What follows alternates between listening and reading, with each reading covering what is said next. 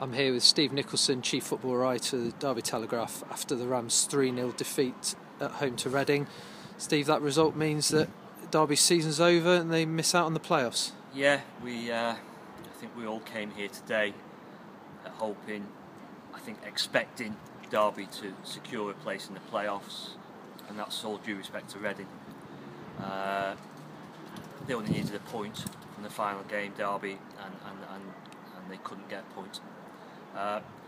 The aim at the start of the season was to finish in the playoffs, top six. Steve McClaren has said that, the club have said that themselves, and they've finished 8th, so that's failure. Whichever way you look at it, they failed this season to reach their target of a top 6 finish. Huge disappointment. There are a number of reasons why that's happened. Injuries have been spoken about, and they've made been a major dent in hopes. But there are a number of other reasons as well, and those reasons will be discussed and dissected in the coming days. I'm absolutely certain of that. But huge disappointment. I mean, this club should be in the top 6. They had the squad certainly at the end of January when the board pushed the boat out for Steve McClaren with Darren Bent and Tom Ince and Jess Lingard. They had the squad then to finish in the top 2, never mind the top 6. As I say, they failed to do so. Things have got in the way. Injuries are something we've all heard about, and that's unfortunate. But really, the feeling at this moment is disappointment, very frustrated, and it's a pretty awful feeling, as it was this time last year, to kind of be looking forward to another long slog in the Championship. You mentioned, just on today's game, you mentioned they only needed a point. They lost 3-0 and it just didn't go for them today, did it? We've spoken about injuries and all this and that. That had nothing to do with today. Derby had a final home game against Reading, who their own manager in the week said, that it was a team in decay. That was Steve Clarke's words. They played at Rotherham on Tuesday night. So Derby needed 1 point. They should have had enough, whichever 11 players went out, to get a point against Reading at home. And again, that's all due respect to Reading. They didn't. They went a goal down early on. Again, another sloppy goal, silly mistake by Will Hughes.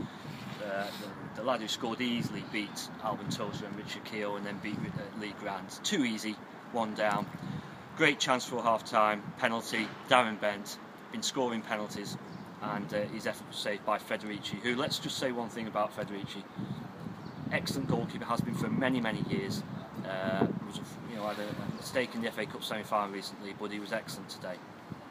So you thought, well, go on second half, get this goal, because they only needed a goal. Second half, I have to say, I don't like using it, I thought it was embarrassing second half. They never worked the goalkeeper, they never got a shot on target, I don't think. Reading gave him a football lesson, played on the break, scored another 2 goals to win 3-0, probably could have scored another 2 or 3 maybe to make it 5. It was an embarrassing second half performance, not good enough. The players have to hold their hands up to that, and the coach and the coaching staff also have to hold their hands up as well. That wasn't good enough performance. They've been limping along in the last few weeks. They got out of jail against Brentford at home, when really Brentford should have won the match easily, and I'm delighted Brentford are in the playoffs, by the way. They've had a terrific season.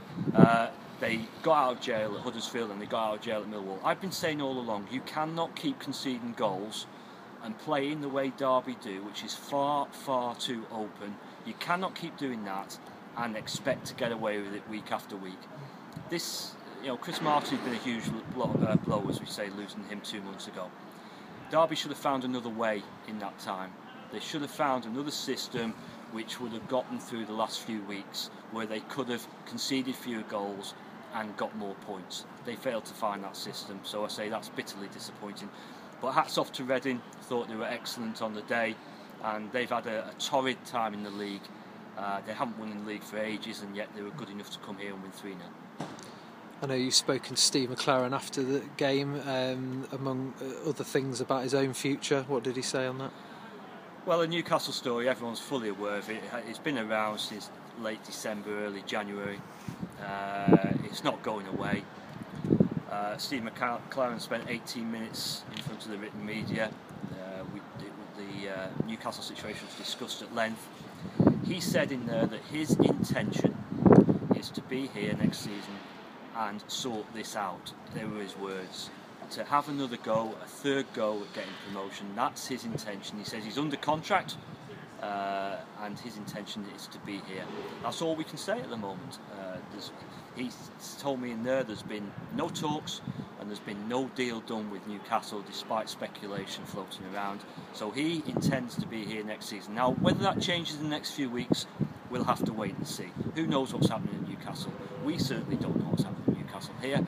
I think they lost again today. So they've got points to get yet in the Premier League to survive. So they've got their own problems to sort out, quite a few. So, but as far as Steve McLaren's concerned, that's what he told in there. His intention is to be here next season.